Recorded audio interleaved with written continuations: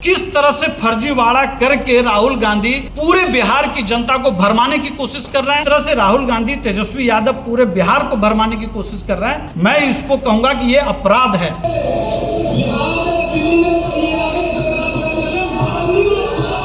और इस बयान पर प्रियंका गांधी ताली बजाती है जोर जोर से। इसका मतलब है कि आप जनता को भरमाने के लिए फर्जी आंकड़ों का सहारा ले रहे हैं। बिहार के संसाधनों से ये तमाम राज्य डेवलप कर गए और हम बिना उद्योग के रह गए।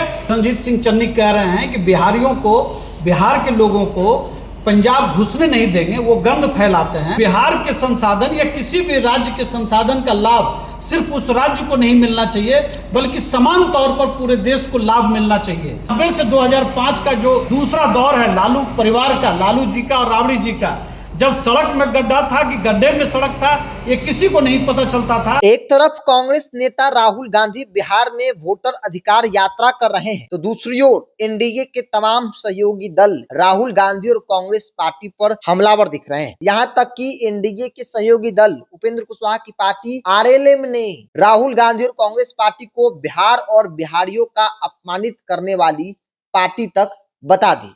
राहुल कुमार ने सीधे तौर पर कहा कि कांग्रेस का इतिहास रहा है कि वो बिहार के साथ न सिर्फ भेदभाव किए, बल्कि बिहार और बिहारियों को अपमानित किया है। इसका सबसे बड़ा उदाहरण ये वीडियो है।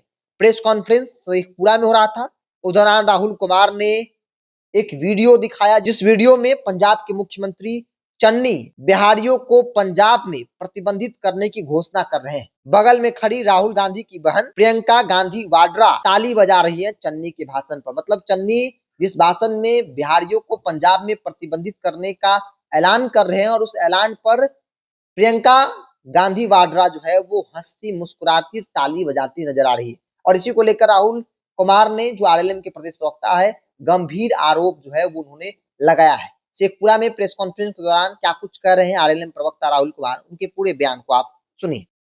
वो पंजाब चुनाव के दौरान चरणजीत सिंह चन्नी, जो कांग्रेस के मुख्यमंत्री उम्मीदवार थे, प्रियंका गांधी के सामने, जो राहुल गांधी जी जो अभी बिहार की यात्रा पर हैं, उनकी बहन भी हैं और अभी मौजूदा राज्यसभा सांसद भी, लोकसभा की सांसद भी हैं। आपको मालूम है कि उस वीडियो में आपने जो देखा अभी, उसमें साफ तौर पर चरणजीत सिंह चन्नी कह रहे हैं कि बिहारियों को, बिहार के लोगों को पंजाब घुसने नहीं देंगे, वो गंद फैलाते हैं। और इस बयान पर प्रियंका गांधी ताली बजाती है जोर जोर से।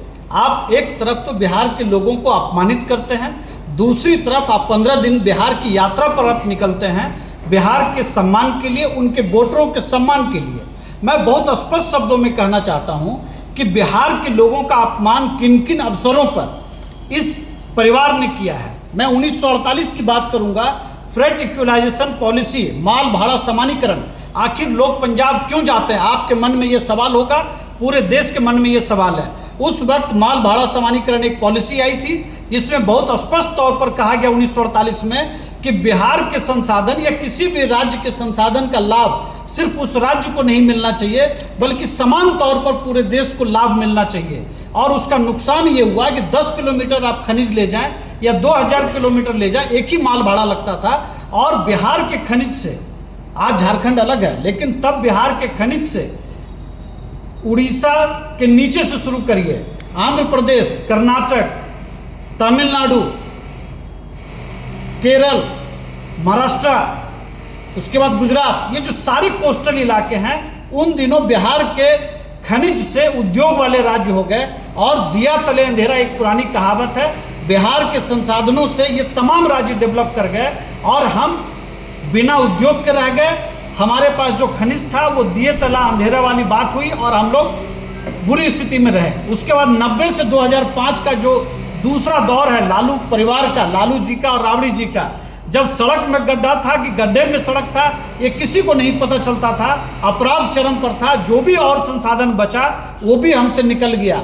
फ्रेट इक्वलाइजेशन पॉलिसी 1991 में जब खत्म हुई, तब 9 साल लालू जी के पास था बिहार को उद्योग लगाने के लिए, लेकिन उस 9 साल में उन्होंने सिर्फ अलकतरा घोटाला, चारा घोटाला और तमाम घोटाले में बिहार को उलझा रखा। और जो एक स्वर्णिम काल 9 साल हो सकता था बिहार का, वो भी नहीं हुआ। तो तेजस्वी यादव जिस परिवार से आते हैं, राहुल गांधी जी जिस परिवार से आते हैं, मैंने दोनों परिवारों का बहुत स्पष्ट तौर पर आपको बता दिया। तीसरा जो एक इंदिरा गांधी जी ने किया 1976 में, बिहार के वोटर का अधिकार उन्होंने छीना। संविधान में एक वोट एक मूल्य का अधिकार है। आज हमारे नेता उपेंद्र कुशवाहा संवैधानिक अधिकार परिसीमन सुधार का आंदोलन क्यों कर रहा है? इन्हीं की दादी ने बिहार के हक को छीना। तब हम जितने लोकसभा सीट पर थे, आज पिछले 50 साल से हम उसी पर हैं। जबकि आज तमिलनाडु हो, कर्नाटक हो, आंध्रा हो, केरल हो, उनको आज ज़्यादा अधिकार मिल रहा है प्रतिनिधित्व के तौर पर। वो अधिकार भी हमारा इनके ही परिवार ने छीनने का काम किया। तीसरी बात जो मैं और एक बात कहूँगा कि अभी जब इन्होंने ये यात्रा शुरू की तो सासाराम औरंगाबाद में इन्होंने एक रंजू देवी का नाम जिक्र किया कि इनके पूरे परिवार का नाम कट गया। आपको मैं बताऊं कि उस महिला ने कल स्पष्ट तौर पर बयान दिया है कि गांव के कुछ लोग के बहकावे में आकर के उन्होंने ये बयान दिया राहुल गांधी के समक्ष जाकर के, और मीडिया के सामने जो बयान दिया गया राहुल जी के कहने पर, वो जानबूझ करके उनको भरमाया गया। जबकि वो परिवार खुद कह रहा है कि मेरा पूरे परिवार का नाम है वोटर लिस्ट में। इसका मतलब है कि आप जनता को भरमाने के लिए फर्जी आंकड़ों का सहारा ले रहे हैं। कल नवादा में उन्होंने सुबोध कुमार का नाम लिया कि भाई इनका भी वोटर लिस्ट में नाम नहीं है। आपको मैं स्पष्ट बता दूं कि जिस तरह से रंजू देवी का नाम प्रारूप में है लेकिन सुबोध कुमार का नाम नहीं है। क्यों नहीं है? क्योंकि पहले से वो मतदाता सूची में नाम उनका नहीं था। ये उनकी ड्यूटी थी कि वो अपना नाम मतदाता सूची में जुड़वाते, ये प्रयास करते। लेकिन हर जगह पे ये फर्जी आंकड़ों का सहारा लेकर के चुनाव आयोग को जानबूझ करके कटघरे में खड़ा कर रहे हैं, सरकार पर हमला कर रहे हैं। जबकि चुनाव आयोग एक संवैधानिक संस्थान है। ये भी मैं बात कहूँगा, पिछले दिनों आपको याद होगा कि देश भर में इन्होंने एक पीसी किया था, आपको CSDS के आंकड़ों का हवाला दे करके। 17 तारीख को CSDS के जो डायरेक्टर हैं संजय कुमार, उन्होंने 2 विधानसभा महाराष्ट्र का रामटेक और दिवाली का नाम लेकर के उन्होंने ट्वीट किया कि लोकसभा में जितने वोट थे विधानसभा में 30 से 40% वोट कट गए। आप समझिए इस बात को। और 2 दिन के बाद संजय कुमार ने वह ट्वीट डिलीट कर दिया। उसी ट्वीट पर लगातार राहुल गांधी और कांग्रेस के तमाम प्रवक्ताओं ने चुनाव आयोग को घेरने का न सिर्फ काम किया बल्कि धमकाने का भी काम किया कि अगर हमारी सरकार आएगी तो इन तीनों चुनाव आयुक्तों को हम सबक सिखा देंगे। और 2 दिन के बाद संजय कुमार जो CSDS के डायरेक्टर हैं उन्होंने अपना वक्तव्य वापस ले लिया, ट्वीट डिलीट कर दिया। आप समझिए, मैंने आपके सामने अभी 3 आंकड़े पेश किए किस तरह से फर्जीवाड़ा करके राहुल गांधी पूरे बिहार की जनता को भरमाने की कोशिश कर रहे हैं। हमारा एक ही सवाल है कि बिहार में अगर 60-65 लाख लोगों के नाम अवैध तरीके से कटे हैं तो आपके पास 1 महीने का पूरा समय है दावा आपत्ति देने का। आपके पास BLO है, BLA है, जो सभी पार्टियों के BLA होते हैं। हर बूथ पर लिस्ट साटा गया है। लिस्ट साटने से पहले भी BLO ने हर BLA के साथ बैठक करके उसको बताया है कि किसका किसका नाम कटा है। आपको पता है कि ये सारे लोग इसलिए सामने नहीं आ पा रहे हैं क्योंकि इसमें अधिकांश लोगों के नाम या तो दोहरी जगह पर हैं या उनके जिनके नाम नहीं है, इसका मतलब है कि वो मृत भी हैं। हाँ, कुछ मानवीय भूल हो सकते हैं जिसके लिए 1 महीने का समय दिया गया है दावा आपत्ति के लिए। जिनका भी नाम जुड़ना है या जिनको लगता है कि इनका नाम गलती से रह गया है उसको हटाने का ये सारा प्रारूप। लेकिन जिस तरह से राहुल गांधी, तेजस्वी यादव पूरे बिहार को भरमाने की कोशिश कर रहे हैं, मैं इसको कहूँगा कि ये अपराध है।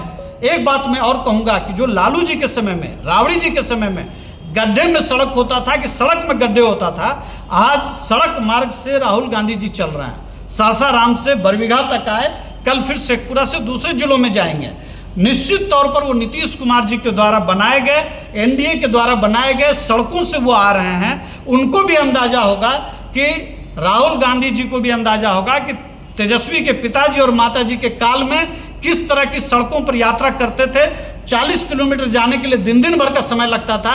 आज एक दिन में राहुल गांधी 2-2, 3-3 जिले का सफर कर पा रहे हैं, रोड शो कर पा रहे हैं। तो ये उनको विकास दिखता होगा। मुझे पूरी उम्मीद है कि यहाँ से जाने के बाद जिस तरह से संजय कुमार ने अपने ट्वीट को लेकर के माफ़ी मांगी है, मुझे पूरा डर है कि राहुल गांधी को आने वाले दिनों में अपने जो तमाम कुकृत्य हैं जो बिहार को लेकर के, चाहे वो सासाराम के आंकड़े को लेकर के, चाहे वो नवादा के आंकड़े को लेकर के या महाराष्ट्र के आंकड़े को लेकर के, जिस तरह से प्रेस कॉन्फ्रेंस, ट्वीट और संवैधानिक संस्था को बदनाम करने की कोशिश कर रहा है, निश्चित तौर पर उनको माफ़ी मांगनी पड़ेगी। और बिहार को बर्बाद करने के लिए जो 1948 से लेकर के 2005 तक का जो कृत्य राहुल गांधी के परिवार, जवाहरलाल नेहरू जी, इंदिरा गांधी जी और इस परिवार ने जो कुछ किया है उसके लिए निश्चित तौर पर, और अभी जो वीडियो आपने देखा, प्रियंका गांधी जी ने जिस तरह से बिहारी समाज को उपहास उड़ाने वाले जिस तरह के बयान आए, चन्नी के उस पर जिस तरह से ताली बजी है, पूरा बिहार अपमानित महसूस कर रहा है। निश्चित तौर पर मैं आप पत्रकार साथियों से भी आग्रह करूंगा कि जब राहुल गांधी बिहार आएंगे तो उनसे निश्चित तौर पर इस बयान पर, इस ताली पर उनसे पूछना चाहिए कि क्या बिहार आज़ाद भारत में इसी तरह से अपमानित होता रहेगा या आपका परिवार माफ़ी मांगेगा। धन्यवाद।